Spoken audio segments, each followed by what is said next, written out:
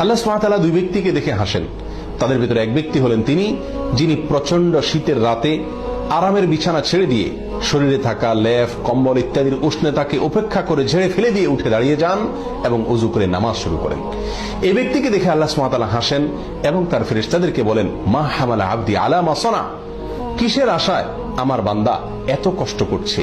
ফেরেশতাগণ তখন জবাবে বলেন, রব্বানা রাজা আমা ইনদাক ওয়া শাফাকাতাম মিম্মা ইনদাক, আপনার কাছে যে নিয়ামত রয়েছে, পুরস্কার রয়েছে, জান্নাত রয়েছে তার আশায়, এবং আপনার কাছে যে শাস্তি এবং জাহান্নামের আয়োজন রয়েছে তার ভয়ে এই কনকনে শীত উপেক্ষা করে আপনার বান্দা উঠে নামাজ শুরু করেছে।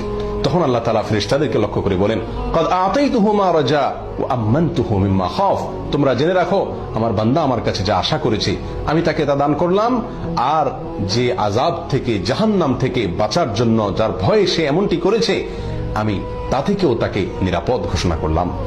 মুহাদ্দিসিনে কেরামের অনেকেই বলেছেন এখানে ফজরের সালাতে উঠার কথা ইঙ্গিত করা হয়েছে, যদিও বেশিরভাগ মুহাদ্দিসিনে কেরামের মতে তাহাজ্জুদের সালাতকে এখানে ইঙ্গিত করা হয়েছে।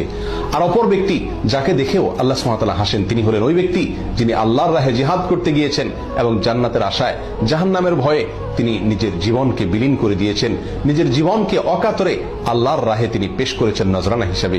এই ব্যক্তিকে দেখেও আল্লাহ তাআলা হাসেন এবং তার ফেরেশতাদের সঙ্গে একই রকমের কথোপকথন তিনি করে থাকেন। সময়ত ভাই